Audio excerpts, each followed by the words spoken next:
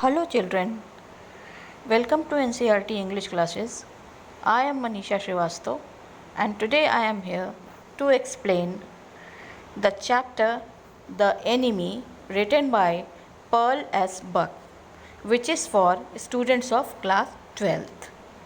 In this video I am going to cover about the author, about the characters and chapter theme in short. So first of all, I will tell you about the author, who is Pearl S. Buck. Her full name is Pearl Sidensticker Buck. She was born on June 26, 1892 and died on March 6, 1973. Also known by her Chinese name Tsai Zhenzhou, was an American writer and novelist. As the daughter of missionaries, Buck spent most of her life before 1934 in Zhejiang, China. Her novel The Good Earth was the best-selling fiction book in the United States in 1931 and 1932 and won the Pulitzer Prize in 1932. In 1938, she was awarded the Nobel Prize in Literature for her rich and truly epic descriptions of peasant life in China and for her biographical masterpieces. She was the first American woman to win the Nobel Prize for Literature. Now, I will tell you about the characters. How many characters are there and what are their character sketches. The protagonist of the story means main characters is Dr. Sadao Hoki. His wife Hana.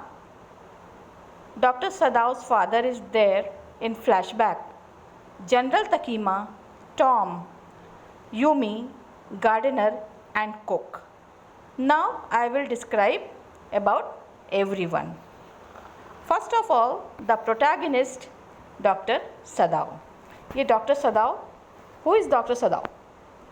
First one, he is a scientist, a kind man and generous person, a well-established doctor, a patriot means Deshbhakt, a loving, caring and devotee family man, a dedicated surgeon and committed to his professional duty. These are the qualities which Dr. Sadao is having.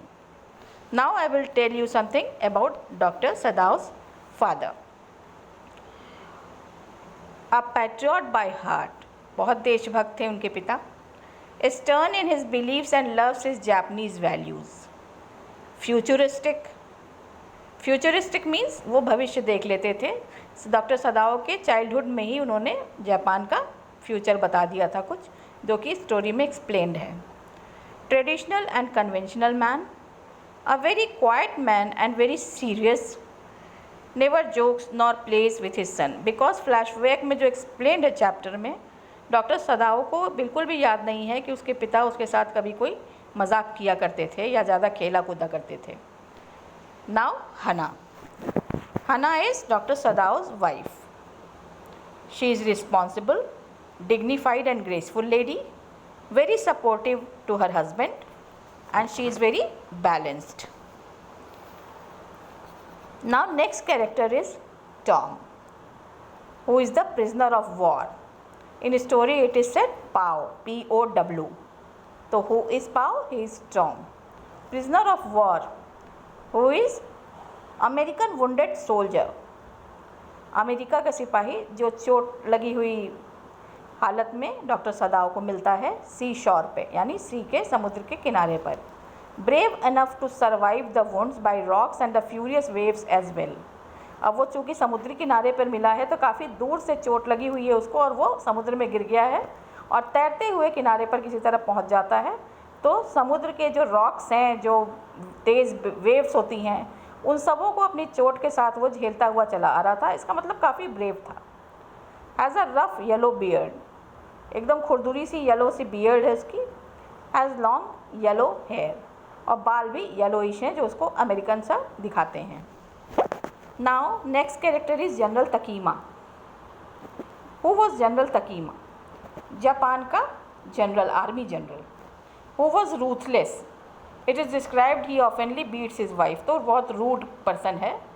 Not promising, कोई promise नहीं करता। Self centered and selfish, because वो doctor Sadao को ship पर सेना के साथ, अपने आर्मी के साथ इसलिए नहीं जाने देता क्योंकि वो खुद हार्ट पेशेंट है और उसको डॉक्टर सदाओ का ही ट्रीटमेंट उसको समझ में आता है, और सिर्फ अपने लिए वो उसको आगे अपनी सेना के साथ, जापानीज सेना के साथ शिप पर नहीं भेजता है।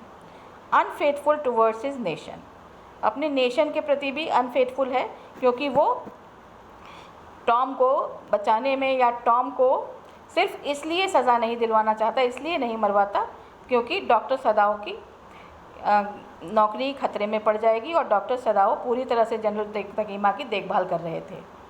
तो सिर्फ अपने सेल्फिशनेस की वजह से वो ऐसा करता है।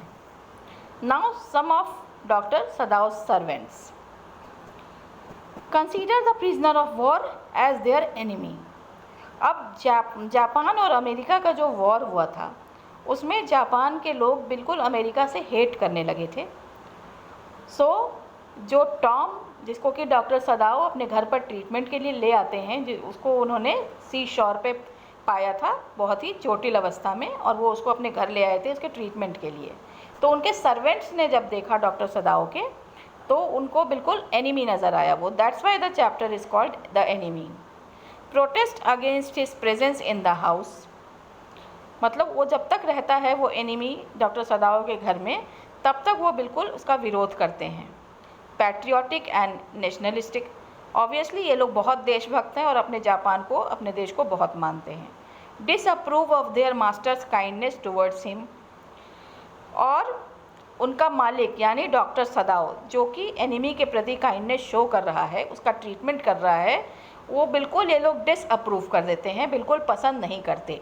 बिल्कुल उनको ऐसा लगता है कि गलत किया कर रहा है डॉक्टर सदाओ, इसलिए जब तक वो एनिमी डॉक्टर सदाओ के घर में रहता है, उसका ट्रीटमेंट होता रहता है, ये सर्वेंट्स घर छोड़कर चले जाते हैं और फिर वापस तभी आते हैं जब एनिमी को घर से बाहर भेज दिया जाता है और डॉक्टर सदाओ उसको अपने घर से बाहर भेज देते हैं। Now I will discuss the theme of the story in short to you so that you can understand the chapter as well. The writer of the story conveys that there comes a time in a man's life when it is required for him to lift from petty considerations of race, nationality and act in human consideration. इस story के माध्यम से writer यानी Pearl S बक ये कहना चाहती हैं कि कभी कभी इंसान की लाइफ में ऐसा समय आता है जब उसको जाति, कुनबा, रिलीजन, नेशनैलिटी, कंट्रीज़, इस तरह के एक्ट्स से ऊपर उठना पड़ता है, उससे ऊपर उठकर ह्यूमैनिटी के लिए काम करना पड़ता है, जैसा कि इस चैप्टर के मेन कैरेक्टर डॉक्टर सदाओ ने किया।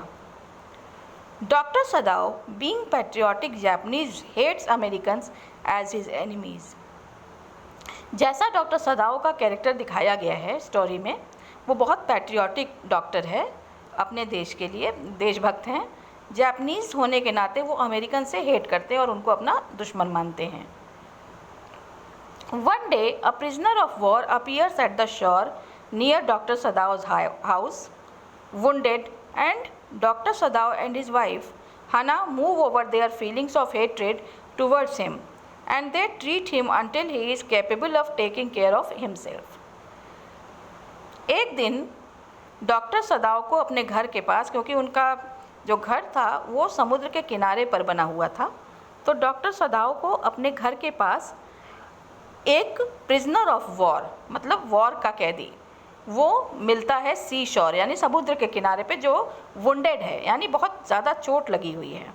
और डॉक्टर सदाओ और उनकी वाइफ हना अपनी हेट्रेड, अपनी नफ़रत जो कि उनके मन में अमेरिकन्स के लिए भरी हुई है, उससे ऊपर उठते हैं और ह्यूमैनिटी के नाते, इंसानियत के नाते उसको पूरा इलाज करते हैं until he is capable of taking care of himself, और तब तक उसको ट्रीट करते हैं जब तक कि वो अपनी देखभाल खुद करने लायक नहीं हो जाता।